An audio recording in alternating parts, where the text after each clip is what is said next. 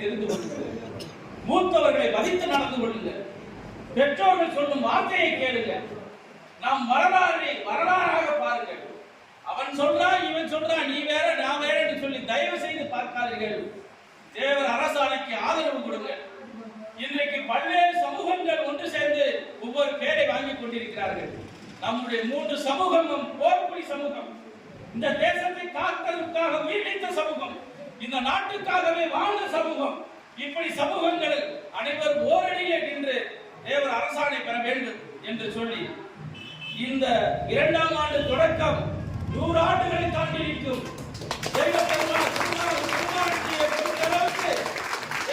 பசுமன் முத்துராமலிங்க தேவர் ஆசி, கல்வி தந்தை அவர்கள் முக்கிய தேவருடைய ஆசி, மாமன்னர் மருதுவாண்டியருடைய ஆசி உங்களுக்கு பூர்ணமாக கிடைக்கும். 100 ஆண்டை தாண்டி நல்ல பண்புகளை சொல்லித்தார்கள், பிள்ளைகளை படிப்பை சொல்லித்தார்கள். ஒரு காலத்தில் நாம் இருவர் நமக்கிருவர் என்று சொன்னார்கள், நாம் இருவர் நமக்கொருவர் என்று சொன்னார்கள், நாமே குழந்தை நமக்கே குழந்தை என்று சொன்னார்கள்.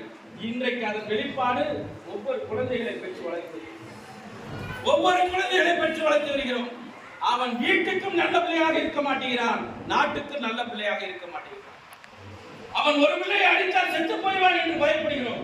அவன் படிக்க மறுக்கிறான், ரொம்ப அழுத்தா வீட்டை விட்டு ஓடி போய்வான் என்று பயப்படுகிறோம். எதற்கெல்லாம் என்ன காரணம்? குடும்ப கட்டு. ஒரு காலத்துல நான் சின்ன வயசுல எங்க அப்பா சைக்கிள்ல போயில திரும்பி பாத்தீங்கன்னா பெரியவங்களா இருக்காங்க. குடும்ப கட்டுப்பாடு இப்படி போட்டு 2 பிள்ளையோட ஒரு படம் போட்டிருப்பான். இன்னைக்கு இதே படம் எப்படி மாறி இருக்கிறது? நவீன உலகம் என்று சொல்லி, விஞ்ஞான உலகம் என்று சொல்லி, நாகரிக உலகம் என்று சொல்லி கருத்தெரிப்பு மையம் வந்திருக்கிறது. கருத்தெரிப்பு ஒத்த பிள்ளையை நாம் பெறுவதற்கு கஷ்டப்படுகிறோம் என்று சொன்னால், நாம் உணவு பழக்க நோக்கத்தை மாற்றியது, கலாச்சாரம் என்ற பெயரிலே அழகு கெட்டு போய்விடும் என்பதற்காக பிள்ளை பெற மறுப்பது, இது போன்ற செயல்களால் தான் இன்றைக்கு நம்முடைய சமூகம் குறுகி குறுகி குறுகி இந்திய தேசம் முழுவதும் பரவி இருந்த இந்த சமூகம் தென்னாப்பிரிக்கா முதல் இந்தியா வரை இருந்த சமூகம் இன்றைக்கு ஒரு வட்டத்துக்குள்ளே அடைபடுகிறது என்று சொன்னால், நாம் குடும்ப கட்டுப்பாடு சிஸ்டத்தை மாற்ற வேண்டும். ஒரு குடும்பத்திற்கு முன்னோர்கள் போல 4-5 குழந்தைகளை பெற்றுக் கொள்ள வேண்டும். அப்பொழுதுதான் நமக்கு பலம் பெறும் என்று சொல்லி பேச வாய்ப்பதற்கு நன்றி பாராட்டி விடுகிறேன். நன்றி, வணக்கம். பாரத் மாதா கி ஜெய்.